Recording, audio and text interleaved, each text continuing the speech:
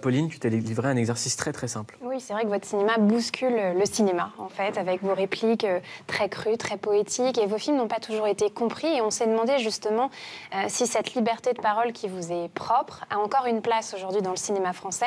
On est allé voir la grande gueule du cinéma, Vincent Maraval. Il a fondé la boîte de production et de distribution Wild Bunch. Il a produit et distribué 6 des 15 dernières Palmes d'Or, dont La vie d'Adèle.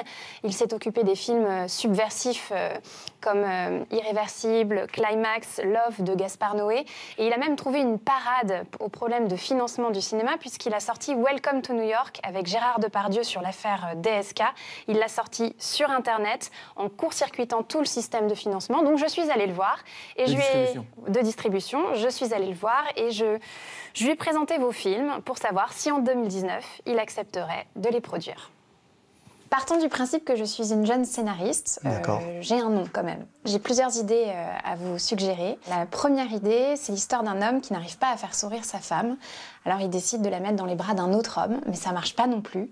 Tous les trois partent en colonie de vacances, et là, cette femme tombe amoureuse d'un adolescent de 13 ans, avec qui elle va faire l'amour. En tant que producteur, puis en tant que distributeur, vous me dites oui ou vous me dites non? Je ne me dis pas, il y a un concept unique là-dedans, je lis. Si le but c'est juste de choquer, bon, aujourd'hui c'est compliqué de choquer. Alors j'ai une autre idée. C'est l'histoire de deux hommes qui tuent l'ennui dans une banlieue. Ces deux hommes malmènent une jeune femme, en l'occurrence Miu Miu, l'insultent, la bousculent, la fétichisent, et pourtant ils vont rester ensemble pendant tout le film. Au moins il y a un film, il y a un parcours, il y a un truc tordu de pourquoi cette femme reste avec eux, et donc il y a des rapports qui se jouent, qui peuvent être intéressants. Donc même chose, je regarde. La force des films de Bertrand, c'est qu'ils sont pitchables. Et là, j'espère que vous en avez d'autres. J'en ai d'autres. Parce qu'il y a des pitchs beaucoup plus J'ai une scène en forts. particulier aussi. On est dans un cabinet de gynécologie, il y a plein de femmes.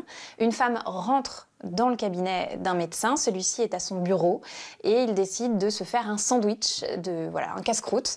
Elle perd patience, elle se déshabille, elle s'allonge, écarte ses jambes et lui continue de manger. Donc évidemment, il y a une scène assez suggestive où il mange entre ses jambes et puis il finit par être dégoûté par cette femme et il s'en va sans même l'ausculter. Il sort dans la rue et d'ailleurs s'engueule avec une autre femme. Voilà, c'est la scène introductive du film. Non, la scène est bien.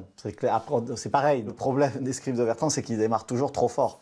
Et après, pour tenir ça sur 1h30, 2h, c'est compliqué. Alors, le problème de 2019, c'est pas tant les projets en eux-mêmes, c'est les chiens de garde de la morale qui sont dans toutes les commissions de lecture des chaînes de télévision. On est dans un truc très mal foutu qui est d'avoir organisé tout le système du financement du cinéma français sur des obligations télévisuelles pour un public qui n'est pas le public de cinéma. Quand on regarde le cinéma des années 70-80, c'est quand il a démarré lui, vous ne les faites pas aujourd'hui. Fassbinder, ça ne se fait pas aujourd'hui. Fellini, ça ne se fait pas aujourd'hui. Il n'y a pas un scénario de Fellini qui aujourd'hui a du financement télé. Les choses que j'entends le plus possible, c'est on a du mal à s'identifier aux personnages. Donc comme si maintenant tout film devait proposer un personnage dans lequel on s'identifie.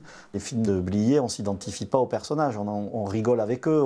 Le plaisir de Blier, c'est de sortir du formatage. On le sent. C'est comment surprendre, casser les codes, etc. Il s'appelait aux jeunes, ça. Enfin, ce côté rebelle, mais dans les comités de lecture, il ne faut surtout pas surprendre. Le but est qu'à partir de 20 pages, ce qui va se dérouler derrière soit à peu près prévisible. Du coup, si on avait 2 conseils pour Bertrand Blier pour ses prochains films?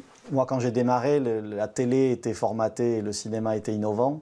Maintenant, c'est le contraire. C'est la télé qui innove plus que le cinéma qui, lui, essaye de rester dans un sentier bien déterminé. Je pense que peut-être il devrait faire une série télé, mais des séries télé à l'américaine, c'est-à-dire à des formats de 22 minutes, 25 minutes, dans lesquels la force de ces pitchs, du coup, fonctionnerait immédiatement. Tous les sujets qu'il n'a pas pu faire, il y en a beaucoup, parce que tous les pitchs, les idées, les trucs comme ça, faire une sorte de Alfred Hitchcock présente, qui serait un Bertrand Blier présente, et là, il nous les fait en 20 minutes, 22 minutes.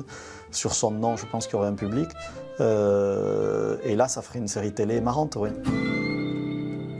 C'est pas con, ça.